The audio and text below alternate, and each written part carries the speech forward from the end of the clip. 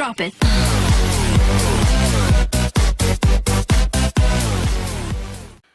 Assalamualaikum warahmatullahi wabarakatuh. Nama saya Lutfi Nur Afni dari kelas R8A.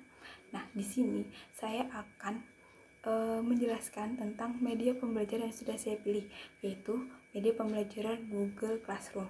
Nah, buat kalian semua pasti di sini udah nggak asing lagi ya dengan aplikasi media Google Classroom, karena pasti di sini banyak yang menggunakan Google Classroom, baik untuk kuliah atau untuk sekolah. Pasti dari guru-guru atau dari siswa juga banyak banget yang sudah menggunakan dan sudah tahu tentang Google Classroom.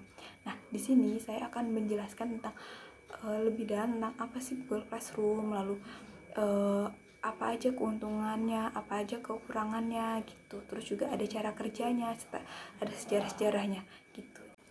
Nah, seperti apa yang sudah saya kasih tahu tadi di awal, tentang pembahasan apa aja sih yang bakal saya bahas di sini tentang Google Classroom. Nah, yang pertama yaitu ada penjelasan tentang media Google Classroom sendiri.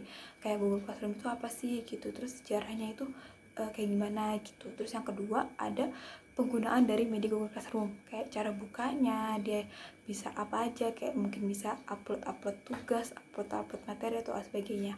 Lalu yang ketiga yaitu ada kekurangan dan keuntungan dari media Google Classroom, dan yang terakhir ada penutup atau kesimpulan. Nah, sekarang kita masuk ke dalam pembahasan yang pertama, yaitu penjelasan mengenai media Google Classroom.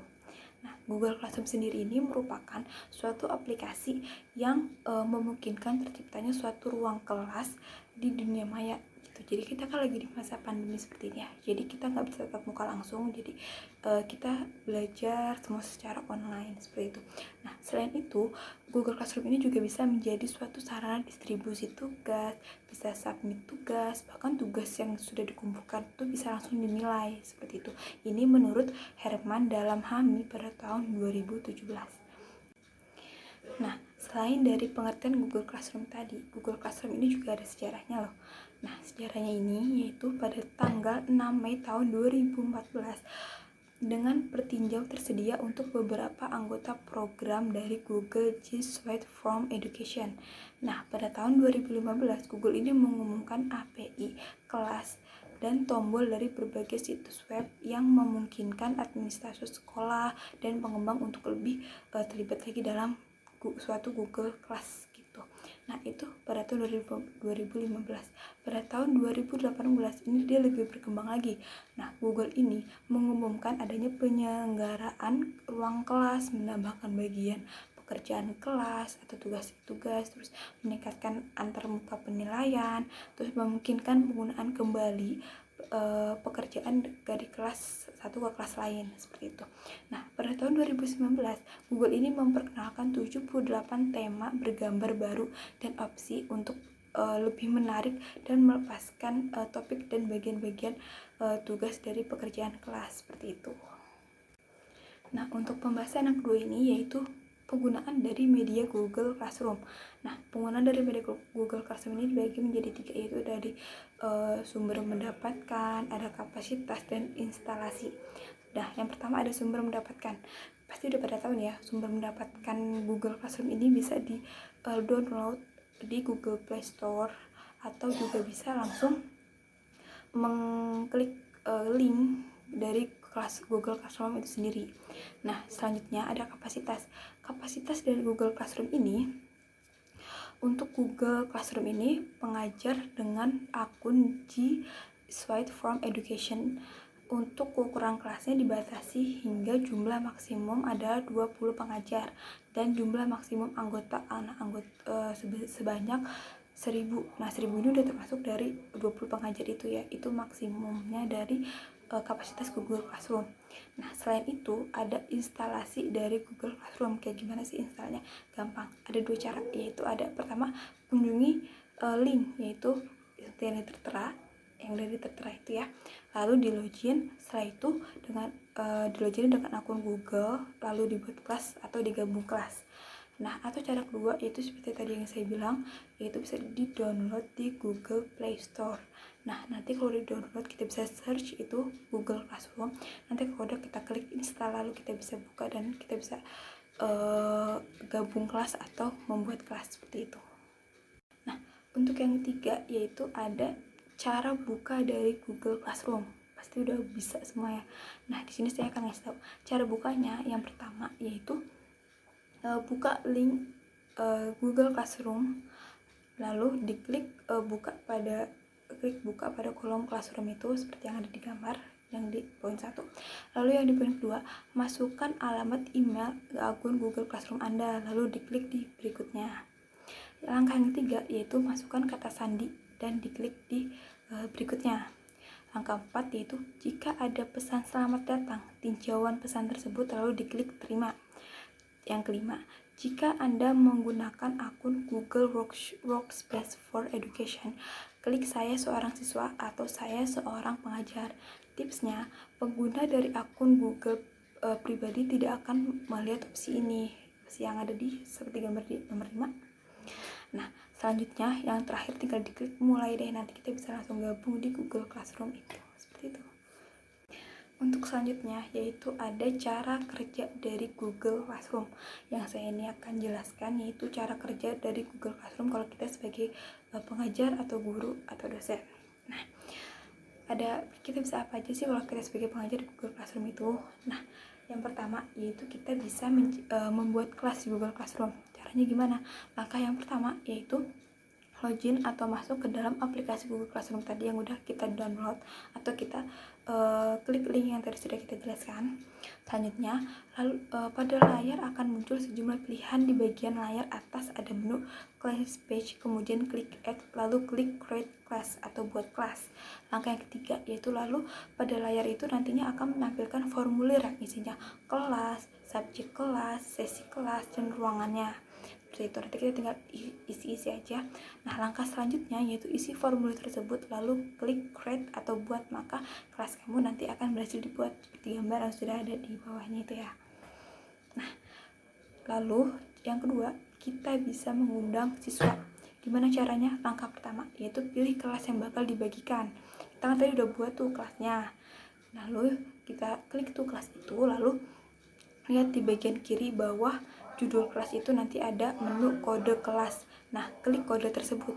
Langkah ketiga, setelah itu kamu copy atau salin kode tersebut, lalu kamu bagikan kepada siswa-siswa ke grup kelas seperti itu. Nanti gambar seperti yang di bawah itu ya, kita bisa kirim kodenya ke siswa seperti itu. Nah, yang ketiga yaitu ada membuat tugas. Langkah yang pertama untuk membuat tugas yaitu kita klik tugas kelas, ada di situ ada tugas kelas, lalu dipilih tugas. Nah, kemudian diisi judul tugas serta petunjuk pengerjaannya. Semisal tugasnya itu adalah misalnya ulangan harian. Nah, petunjuknya misalnya dikerjakan di ketik di Microsoft Word seperti itu.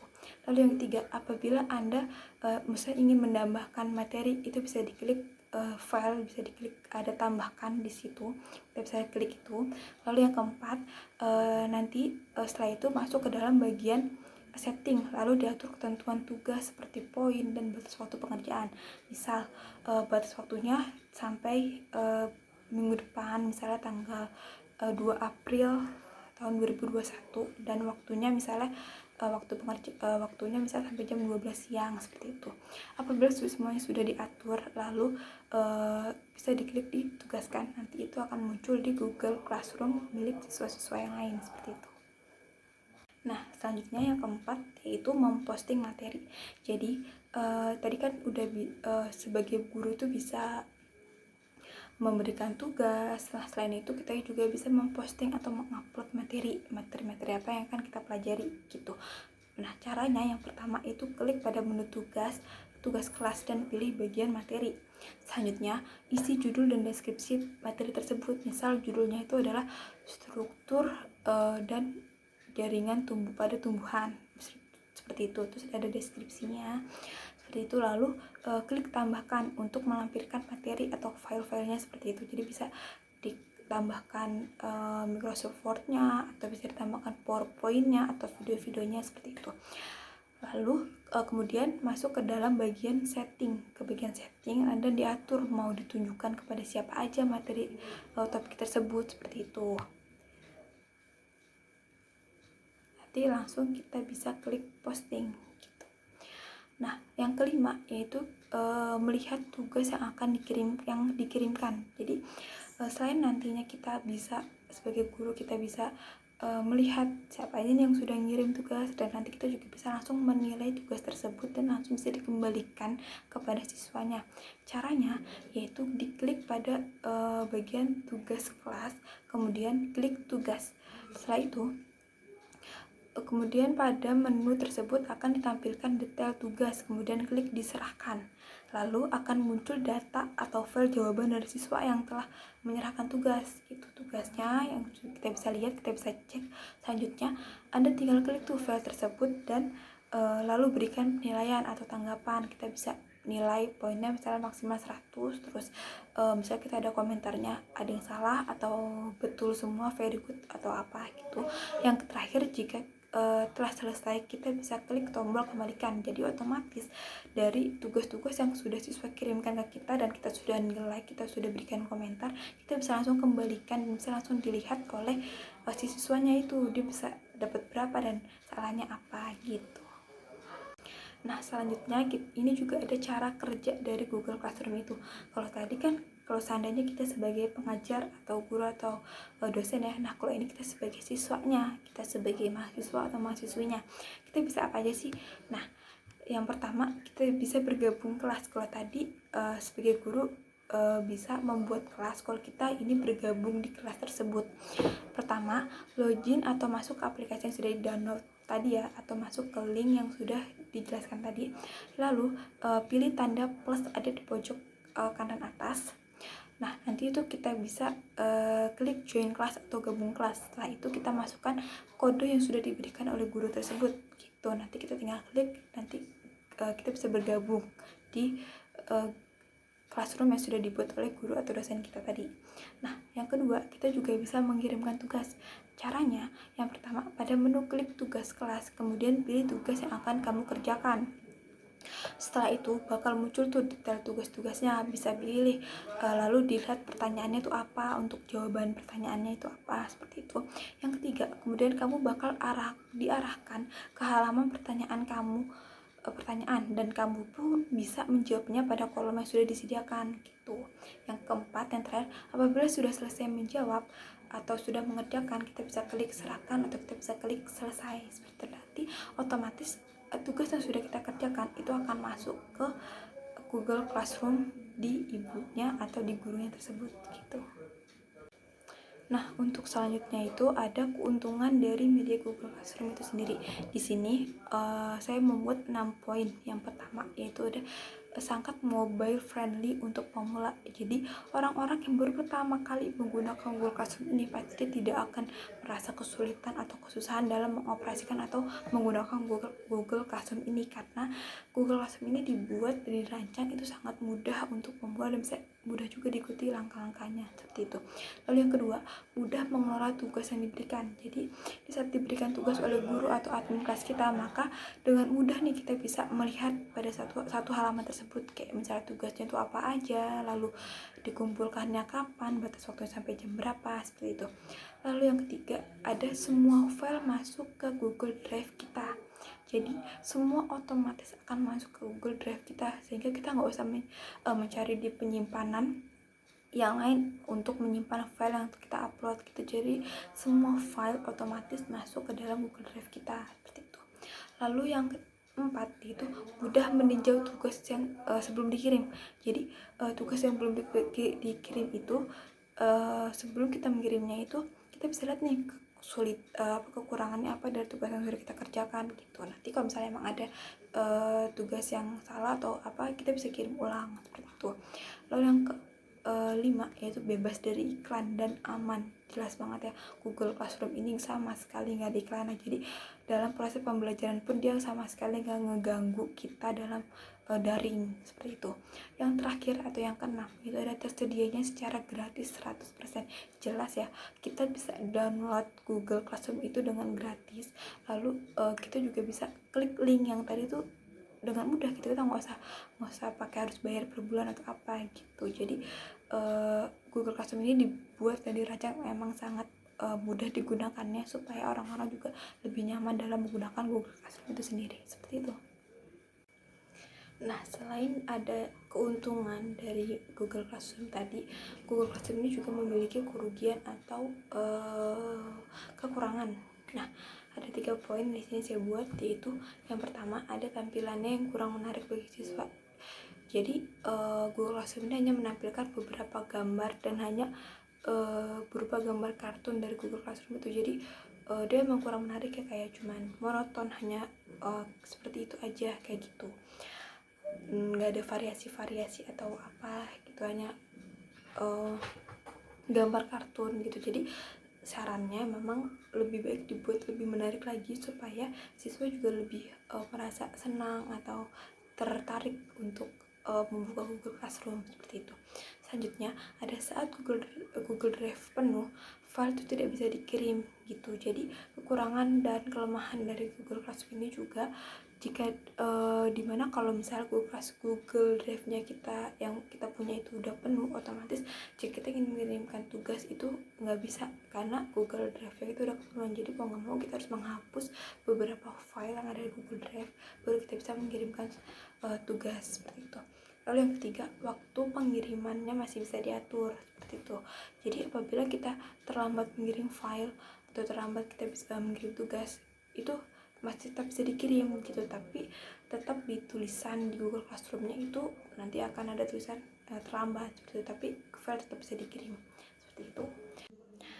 Seperti yang sudah tadi kita jelaskan, terakhir ini kita akan bahas tentang kesimpulan dari media Google Classroom itu sendiri. Tadi kan kita udah membahas ya, kayak pengertian dari Google Classroom itu apa, terus sejarahnya itu dia seperti apa, lalu cara bukanya kayak gimana, cara kerja juga seperti apa Google Classroom itu. Lalu kita juga tadi udah bahas tentang keuntungan dan kekurangan atau kelemahan dari Google Classroom sendiri itu apa aja kayak gitu. Dan sekarang kita menyimpulkan dari semua yang sudah kita bahas tadi itu apa sih kesimpulannya gitu. Nah, jadi Google Classroom ini dia memiliki banyak fitur dan lebih praktis digunakan dan lebih efisien serta terjamin keamanannya. Serta kelas pembelajaran juga akan tetap berjalan seperti biasa. Lalu juga interaksi antara guru dan siswa juga berjalan dengan baik.